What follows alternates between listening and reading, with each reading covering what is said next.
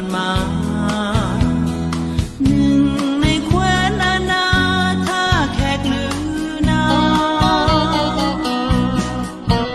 ภูผาป่าดงเขียวเที่ยวสนใจสุดล้ำ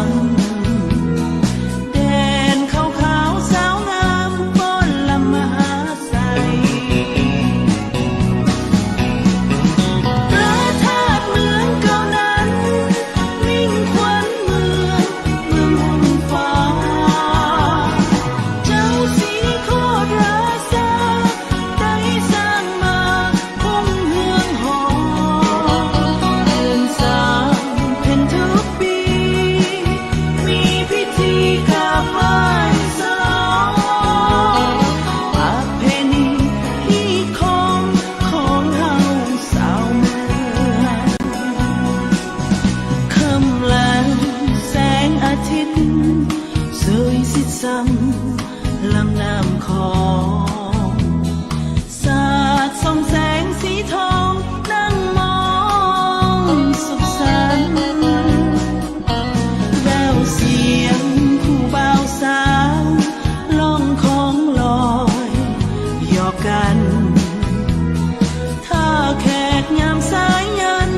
พาฝันเมื่อสม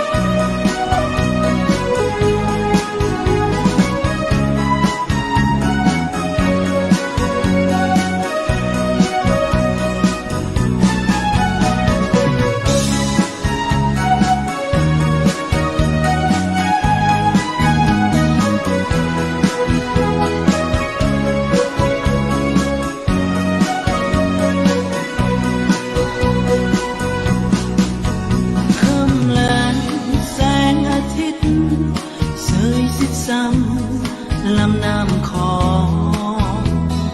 สาดส่องแสงสีทองนั่งมองสุขสันต์แววเสียงคู่บ่าวสาวล่องของลอยหยอกกันท่าแขกยามสายยันพาฝันเมื่อสม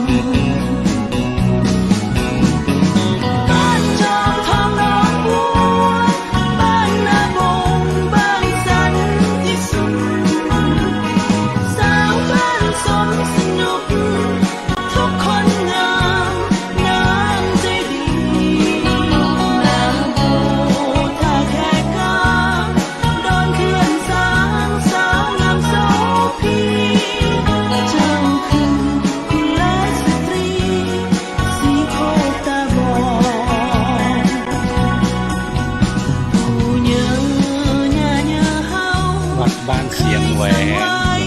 ให้ปองดอง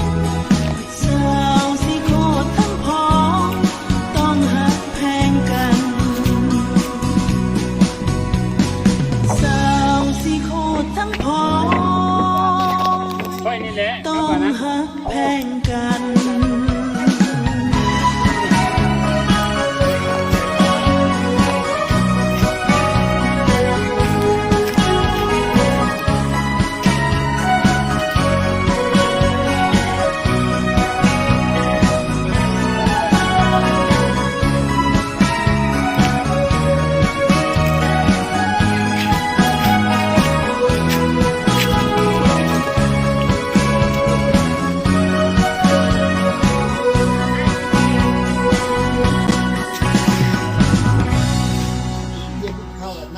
ตามเพศมาจากได้กินเค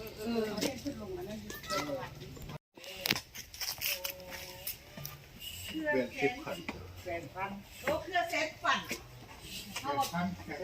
พันกันฮะนะเกลือเส้นพันพันมันพันกันเขาก็ยืนอยู่บนนี้แล้วก็ไถ่เป็นไงแล้วก็เหนื่อยนะเหนื่อยตัวเทิงหันวะพันมันมองดูโอ้ทำแหงก่อนเอาอยู่คุณเดี๋ยวเบิ่งเขาว่าคือประตู ทางไหนได้งามทางไหนได้งาม มาขอพรเพิ่น บ้านอะไรนี่ แถวบ้านนาว่า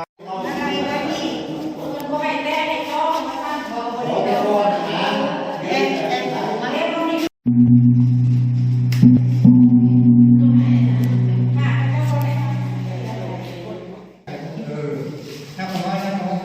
ดีๆถ้าเราตรงแถว เออ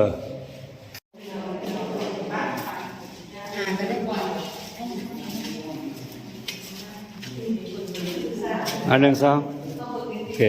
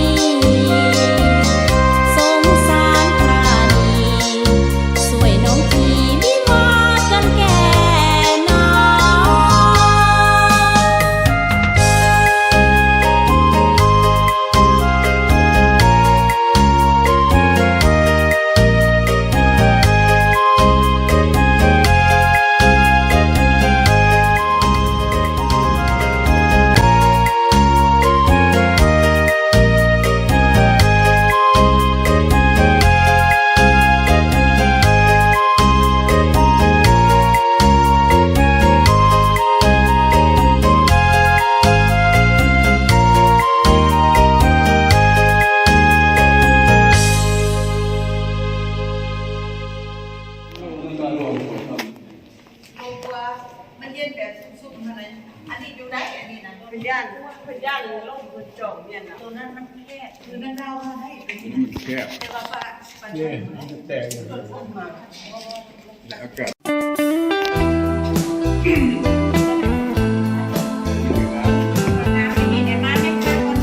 นกแอ่น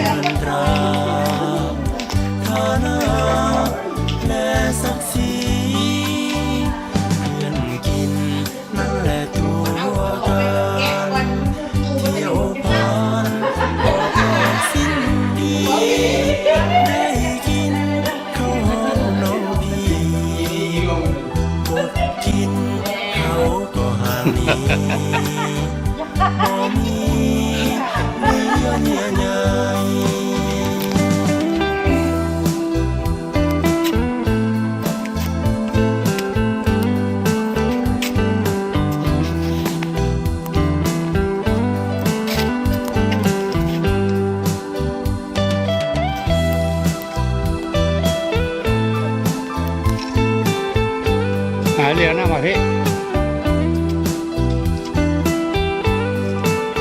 2 1 2 เพื่อนกินนั้นบ่แน่นอนจากจรเมื่อเฮายากหายเพื่อนกินเขาเห็นแก่ได้ยามจนเขาก็ห่างไกลเหมือนตายไปจากกันเพื่อนตายเขาคือเพื่อนแท้บ่แปร 1 2 เปลี่ยนใจหันเพื่อนตายสิ เรียกหน้ามาพี่ ของมันยามเฮาเศร้าโศกจะบันเพื่อนแท้ช่วยปลอบใจ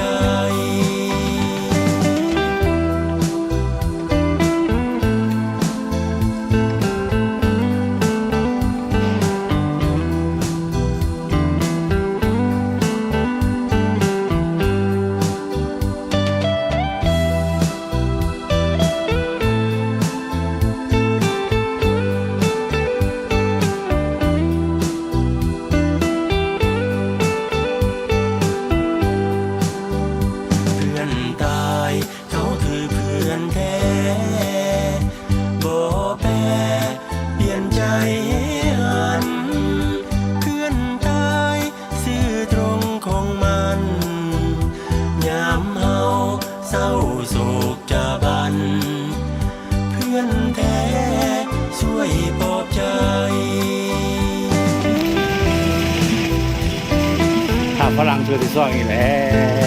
ว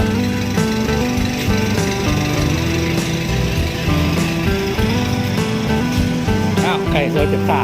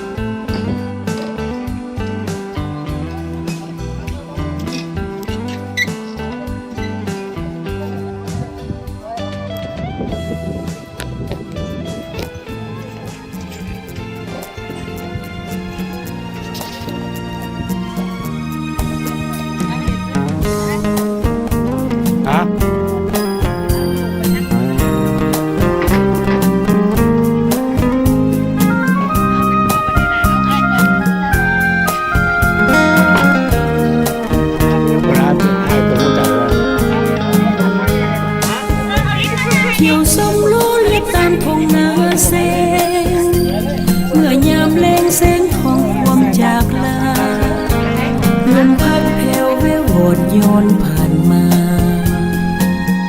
เข้าในนาเอ็นเกวียนไว้หนุ่มสาวองค์ที่หาทั่วนาเซงพอ อนแห้งแล้วก็หยุดพักผ่อนคลายยินเสียงแค่เล็กคุยแล้วสุขใจก้องควมไปทั่วนาแสฝากใจให้ไว้คู่เคียงเพียงแต่ยอดสูงอยู่ที่นาแสท้องนาอย่าให้หันเป็นขออย่าแห้งแล้งน้ำใจเจ้าเลยนะห่างไกลคิดขันห่วงนาแสยังแฝงหักบ่ลืมเลือนจากลาดูใสจึงวันขึ้นเวียนกลับมาฮักบูชาพื้นนาแสง